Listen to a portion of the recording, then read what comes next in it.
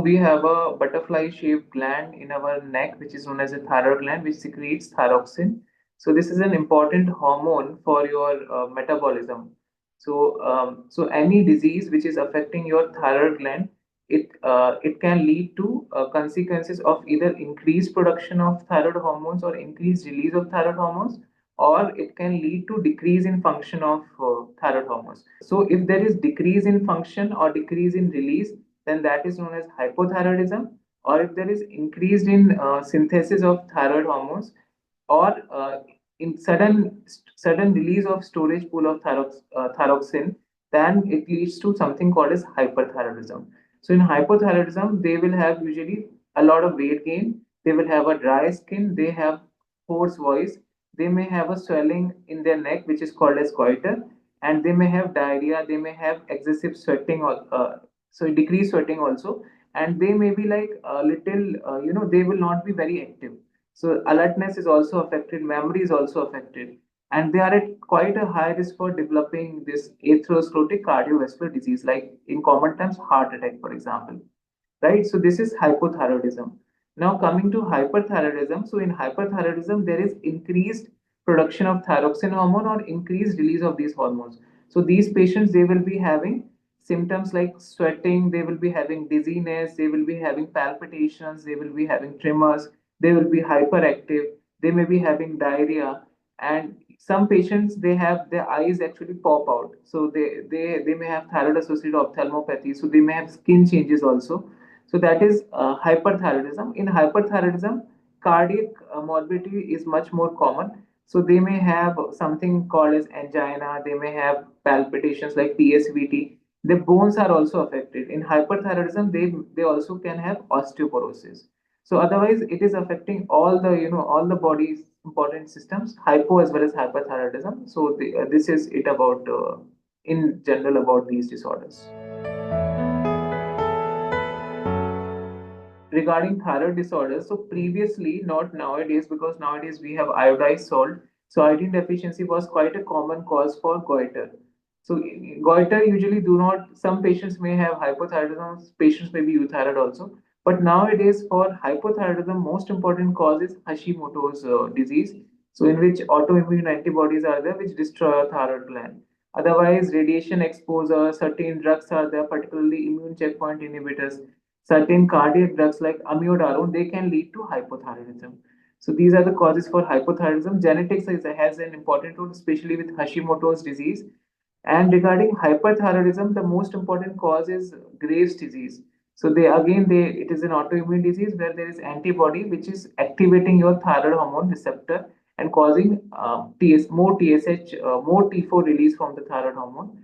So Graves' disease can also be one of the cause, and certain environmental factors like for both of these disorders like genetic factors, viral infections, and certain, some say that micronutrient deficiency, particularly selenium, that can also trigger these thyroid disorders.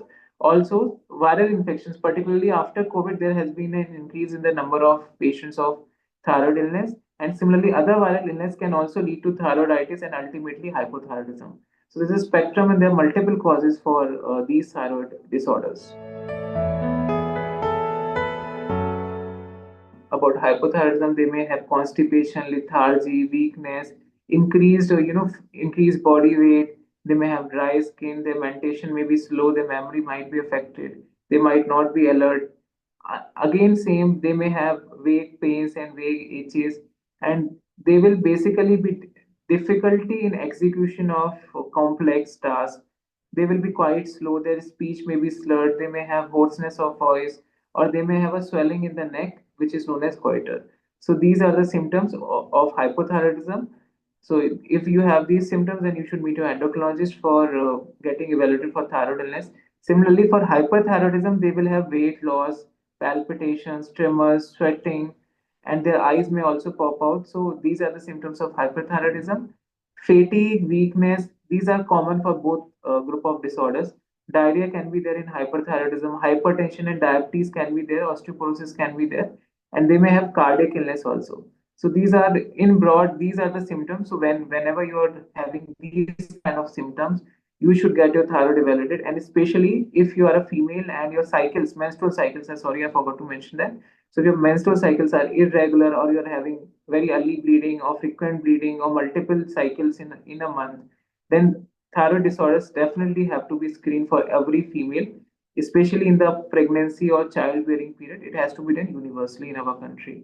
Then, so this is about screening of thyroid. Similarly, for babies who are born to mothers who are having hypothyroidism, they should also be screened for this hypothyroidism. Same goes for Graves' disease. So usually those who are having family history of Hashimoto's, autoimmune diseases, they are at high risk for this disorder. Viral infections, genetic factors, as smokers, especially alcohol, chronic alcohol intake can also be one of the pathophysiology of thyroid dysfunction. Radiation exposure, drug exposure like immune checkpoint inhibitors, cardiac medications, amiodarone. So these are the patients who are at high risk for thyroid illness. Otherwise, it is also quite common in our country, even though iodine deficiency is now virtually, I think it is not there because of iodized salt. So these are the patients population who are at risk for hypothyroidism. And one important thing that is that patients who are having autoimmune diseases like SLE, systemic lupus erythematosus, rheumatoid arthritis, mixed connective tissue disorders, even diabetes. So these are the type 1 diabetes in particular. These patients are at high risk for developing hypothyroidism. And for unexplained infertility also, these patients need to be screened for thyroid disorders. So unfortunately, it depends. So for example, there is an entity called subclinical hypothyroidism. So likewise, I told you that most of the patients of hypothyroidism, they will be having this thing known as Hashimoto's disease. So in that case, their autoantibodies will be positive, and usually at some point of time in their life, they will require thyroxine. Some patients, what may happen is that their body is compensating. So, despite having antibodies, they will not be requiring any thyroxine for the time being. But once the demand for the hormone increases, for example, they become pregnant, they become lactating, then in those patients, they may be requiring this thyroxine. So, regarding cure, unfortunately, we do not have you can say permanent cure for these disorders. But there are certain, if these disorders are like due to certain viral infections like thyroiditis. So there is one entity in which after inflammation in your body, thyroid gland becomes hyperactive, and then it normalizes and then it becomes hyperactive. So in those patients, a cure may be achieved. But for Hashimoto's disease, we can control this disorder and via medication. Same goes for the Graves disease. We can give treatment for it. But cure is not a, for it is a chronic disease. So cure is only for like if somebody is having a treatable cause, for example a drug exposure is there which is causing hypo or hyperthyroidism, then we take out that drug, then the symptoms may improve and the patient may have a normal TFT. Otherwise, with autoimmune diseases, cure is usually not possible in these disorders. We can only replace the hormone from outside in case of hypothyroidism. In Graves disease, we have different modalities of treatment. So we give drugs like neomercazole, or we go for radioiodine ablation. Graves disease, there is a chance of curing. So in hyperthyroidism, so in Graves disease, almost 70% patients, they may have a cure after 2 years of treatment. But for future follow-up, they may have a relapse again. So for hypothyroidism, cure is, I think, something if it is due to a drug, or if it is due to a recent viral illness which has led to thyroiditis, that may be curable. But otherwise, a common garden variety, which is Hashimoto's thyroiditis or Hashimoto's disease, it is usually not curable. Patients who are having hyperthyroidism, we advise them to go for iodine-free salt. So that is one for hyperthyroidism. We may advise that. Then smoking, alcohol, they have to limit, or they have to completely stop. And otherwise, most of the factors are usually non-modifiable for thyroid illness. Yes, for hypothyroidism, weight loss may also help you, especially in reducing the dose of your thyroxine. And in fact, obesity leads to a state of subclinical hypothyroidism. So otherwise, there's no specific dose. People used to say that there are certain vegetables, particularly of the Brassicaceae family, like cauliflower or seafoods. So if you're taking an excessive amount of these vegetables, then it may also affect your hypothyroidism. But in practical, it is very, very rare causality for development of hypothyroidism and your thyroid health. So again, for females, they may have problems in their cycles. They may have infertility. For both the genders, they may have dyslipidemia. They may have a fatty liver disease, especially with hypothyroid patients. So, and in hyperthyroidism, they may have cardiovascular arrhythmias can be there. They can have angina, chest pain. They may have osteoporosis. They may have neuropathy. Neuropathy can be there in both the cases.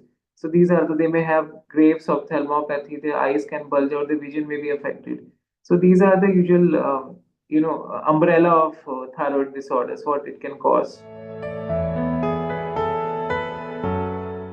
So again, by adopting a diet, a healthy lifestyle, and especially consumption of iodized salt, avoiding smoking, particularly for Graves' disease, limiting your alcohol intake, and nutrients, micronutrients, especially selenium. These are the things which we can use to keep your thyroid glands healthy. But otherwise, there are not very specific ways by which you can prevent. If you have those genes or if you have those antibodies, you may not be able to prevent it despite all these interventions.